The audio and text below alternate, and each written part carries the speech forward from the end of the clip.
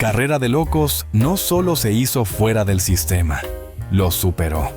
Lo que empezó como una carrera callejera ilegal, se convirtió en una película donde el elenco se presentaba borracho, las escenas se reescribían en el estacionamiento, y en una acrobacia volaron un jet en solitario y el gobierno federal se involucró. Bienvenidos a un nuevo vídeo. Estos son 20 datos extraños sobre Carrera de Locos. Pero espera el bonus, porque hay una secuela olvidada tan extraña que la mayoría de los fans ni siquiera saben que existió. Manos a la obra.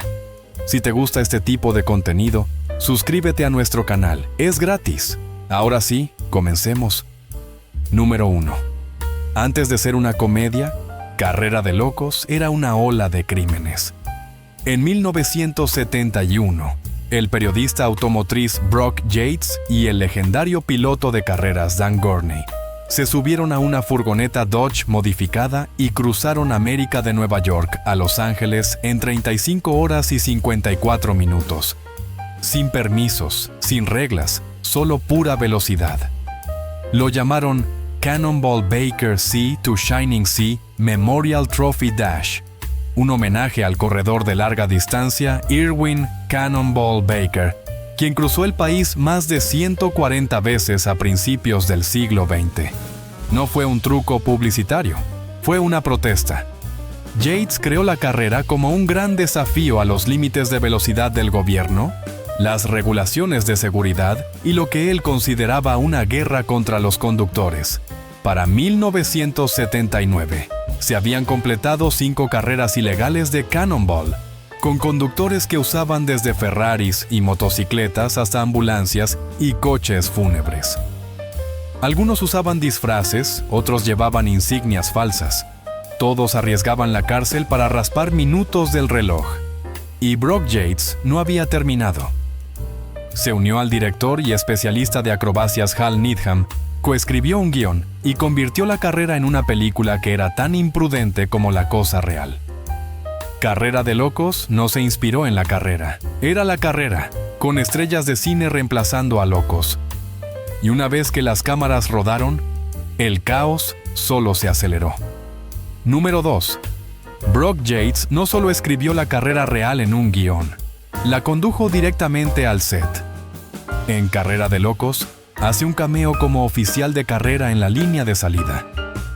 Con gafas de sol, portapapeles en mano, como si todo estuviera bajo control. Pero Yates no estaba actuando, estaba reviviendo su propia creación.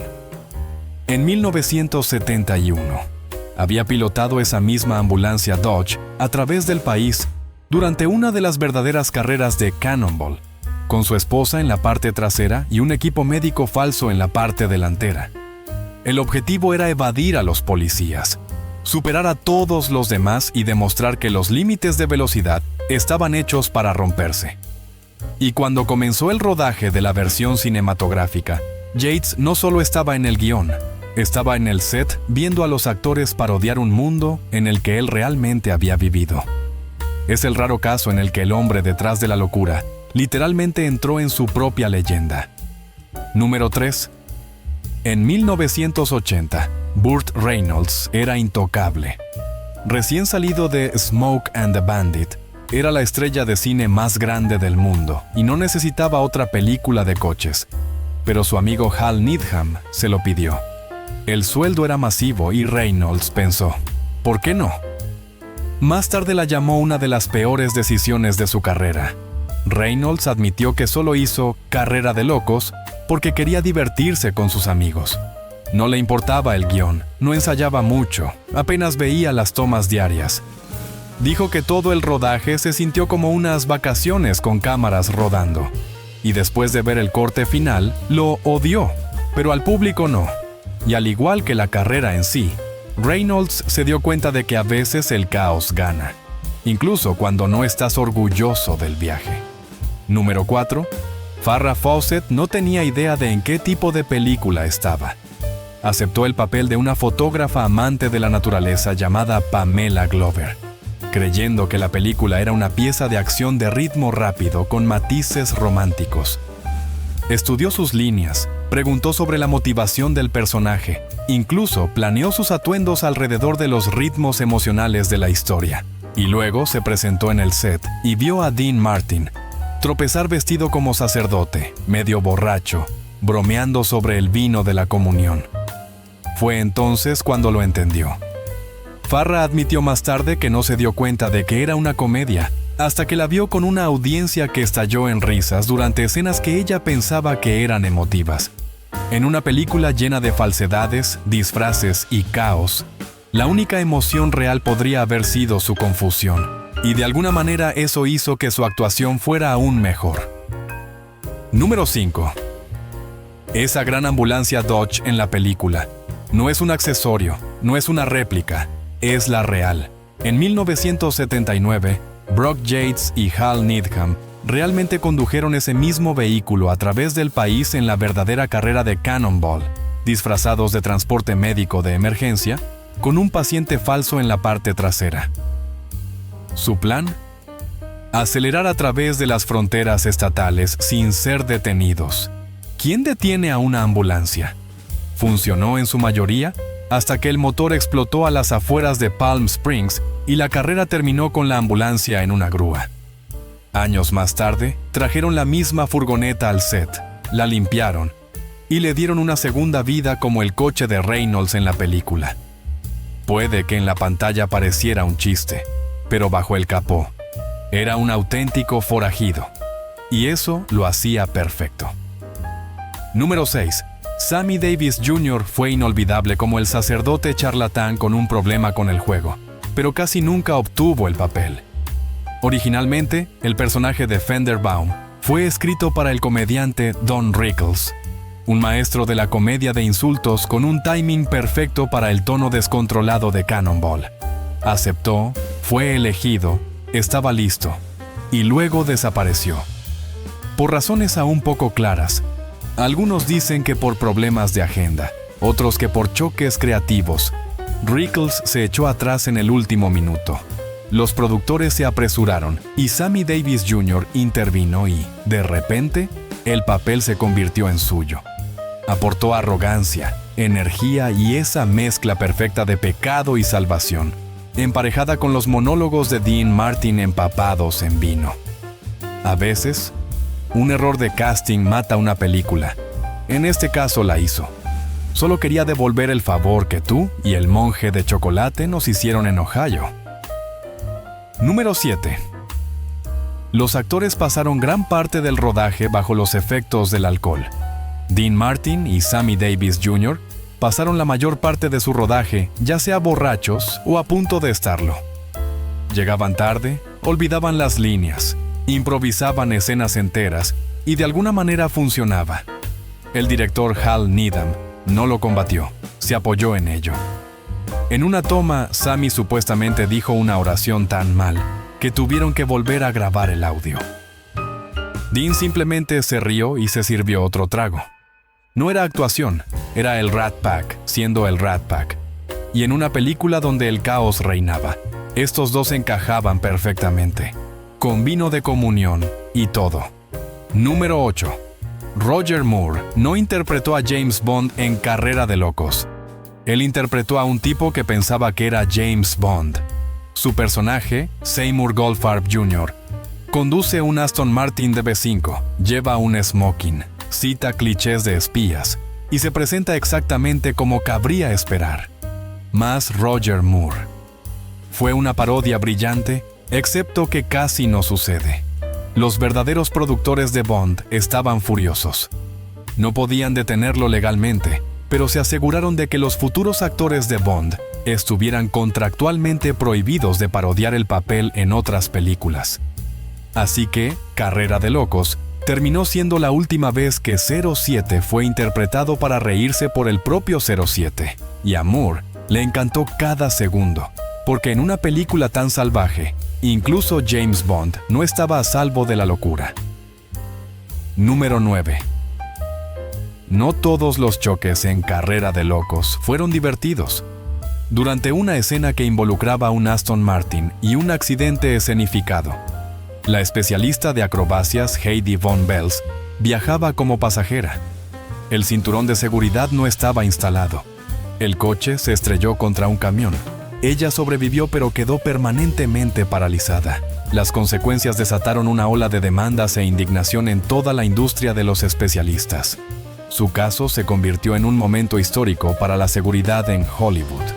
A partir de ese momento, el gremio de directores prohibió cambiar los planes de acrobacias en el lugar, y los requisitos del cinturón de seguridad se hicieron obligatorios en todos los vehículos de acrobacias.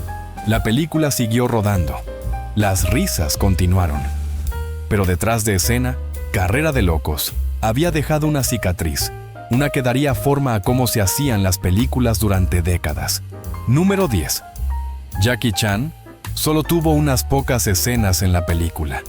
El actor trató cada una como una audición en vivo.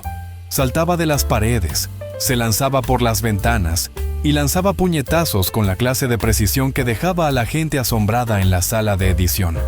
Parte de eso no llegó al corte final, no porque fuera malo, sino porque era demasiado intenso para una comedia. Los censores estadounidenses no sabían qué hacer con un artista marcial que se movía como un borrón en una película de persecución de coches. Chan estaba decepcionado.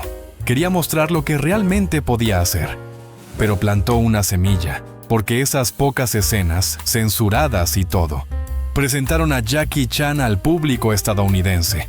Y no pasaría mucho tiempo antes de que dejara de robar escenas y comenzara a robar toda la película. Número 11. Una película tan salvaje no podía seguir un guión terminado. Y no lo hizo. Las escenas se reescribían en los remolques. El diálogo se inventaba en el momento. Algunos actores llegaban sin saber lo que estaban filmando ese día. Hal Needham dirigió la película como un espectáculo de acrobacias en vivo, rápido, suelto y medio improvisado. Farrah Fawcett dijo más tarde que nunca vio un guión completo. Dom DeLuise admitió que inventó la mitad de sus líneas. Y Dean Martin simplemente decía lo que se le pasaba por la boca. No había red de seguridad, ni estructura, ni plan. Solo una toma tras otra hasta que algo hacía reír al equipo lo suficiente como para seguir. No era cine, era caída libre. Y de alguna manera funcionó. Número 12. Los créditos de Carrera de Locos. La mayoría de las películas se ponían en negro, pero esta continuaba con una cinta de tomas falsas llena de líneas perdidas, acrobacias fallidas y actores que se partían de risa en cámara. Era salvaje, era honesto y se convirtió en leyenda. Y a Jackie Chan le encantó. Estaba tan inspirado por la idea que adoptó las tomas falsas como una parte permanente de sus propias películas, comenzando con Dragon Lord en 1982 y continuando durante décadas. Esas tomas fallidas, los tropiezos, el dolor real, la risa, se convirtieron en parte de su marca. Todo comenzó con Carrera de Locos, una comedia tan caótica que incluso los errores se convirtieron en parte de la experiencia. Número 13. ¿Recuerdas la escena del aterrizaje del jet? Baja altitud, carretera estrecha, ruidosa como el infierno. Parecía peligrosa porque lo era. Eso no era un set, no era un modelo. Era un verdadero Learjet volando bajo el radar de la FAA, sin un solo permiso de filmación.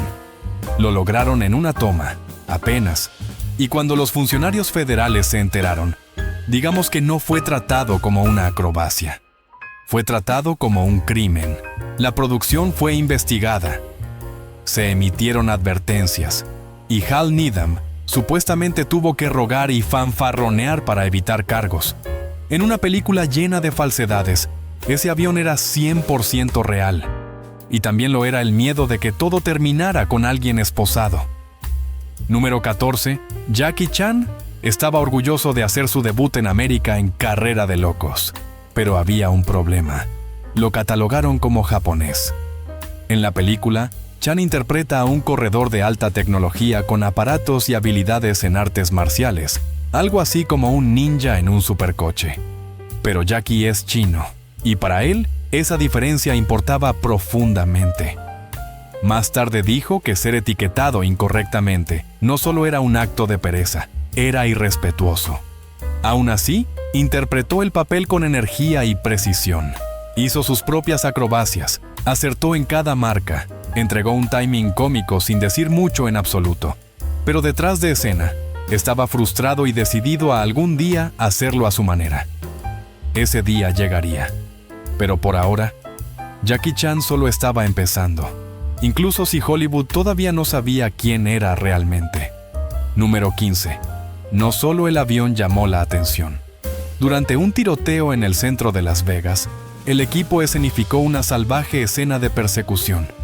Derrapes, sirenas y armas falsas. Tenían cámaras rodando, conductores de acrobacias en fila, todo cronometrado al segundo. Lo que no tenían era permiso. Policías reales vieron la escena, no sabían que era una película y llegaron con todo. Durante unos minutos, Carrera de Locos se convirtió en una persecución real. Los actores se congelaron, los miembros del equipo corrieron.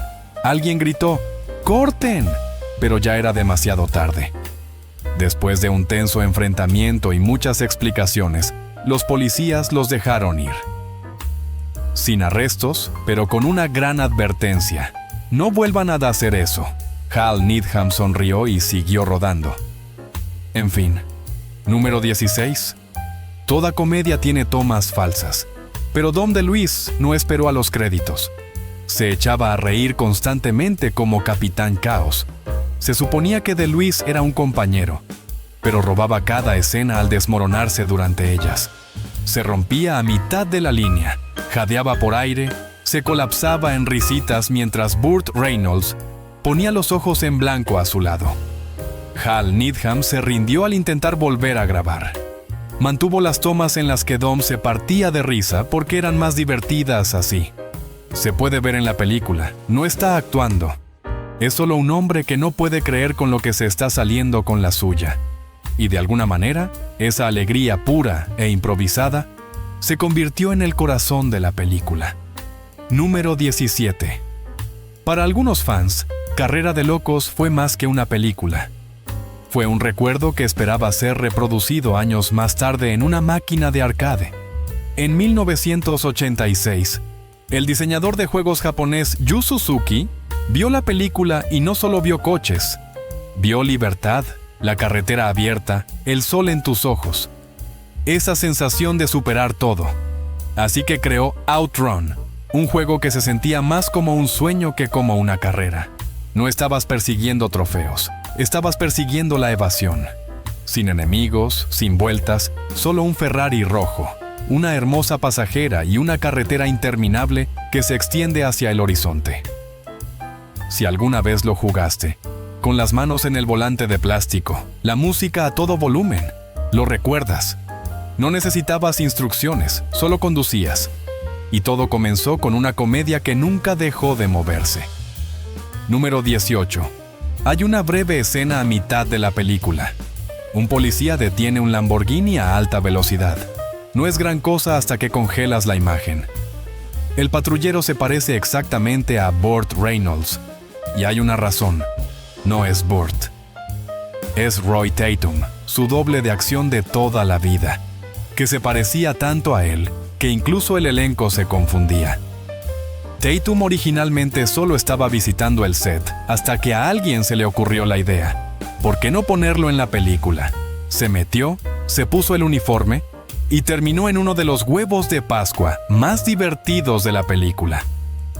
Más tarde, durante un descanso en el rodaje, un productor se acercó a Tatum y le dio una descripción completa de la siguiente escena, pensando que era Burt.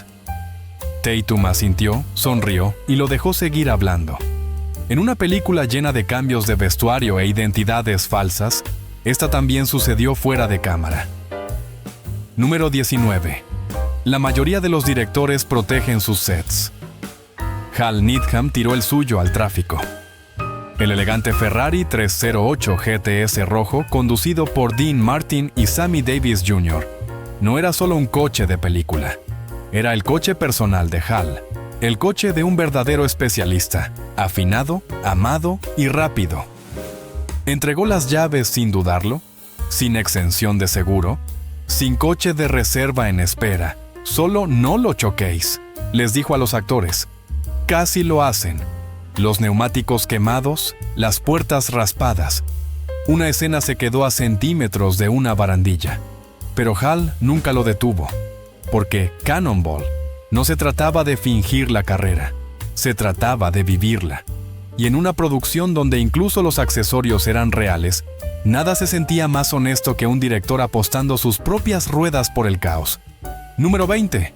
La mayoría de las películas esperan a ver cómo les va antes de planear una secuela, no Carrera de Locos. Durante el rodaje, los productores vieron las tomas diarias, riendo más que el equipo. Se corrió la voz de que a las audiencias de prueba les encantaba. Un ejecutivo supuestamente dijo: esto es un éxito y ni siquiera hemos terminado todavía. Así que antes de que Needham diera por finalizado el rodaje, pidieron una segunda película. Carrera de Locos Segundos se aprobó antes de que la primera estuviera terminada. Los guiones no estaban cerrados, las escenas no estaban editadas, no importaba. El estudio vio lo que necesitaba: estrellas, acrobacias y dinero. Y querían más, porque Carrera de Locos no era solo una carrera a través de América, era una carrera hacia la taquilla, y a nadie le importaba si el motor seguía funcionando, siempre que el dinero estuviera entrando. Dato adicional, y justo cuando crees que el caos había alcanzado su punto máximo, no fue así. En 1989, una película llamada Speed Zone llegó silenciosamente a los cines. También conocida como Fiebre de Carreras o Carrera de Locos 3, dependiendo del país. No tenía a Burt Reynolds ni a Dom DeLuise, solo a Jamie Farr repitiendo su papel como el jeque intrigante que conducía una limusina a través de una carrera que nadie había pedido. El elenco: John Candy, Eugene Levy, Brooke Shields. El tono: por todas partes. La taquilla: un desastre total. Fracasó tan fuerte que la mayoría de los fans de Carrera de Locos todavía no saben que existe. Pero si Carrera de Locos se trataba de hacer un desastre y salirse con la suya, Speed Zone demostró lo que sucede cuando la magia y el elenco no están allí para salvarlo. Carrera de Locos no fue solo una comedia de carreras. Fue imprudente, ridícula y completamente fuera de lugar.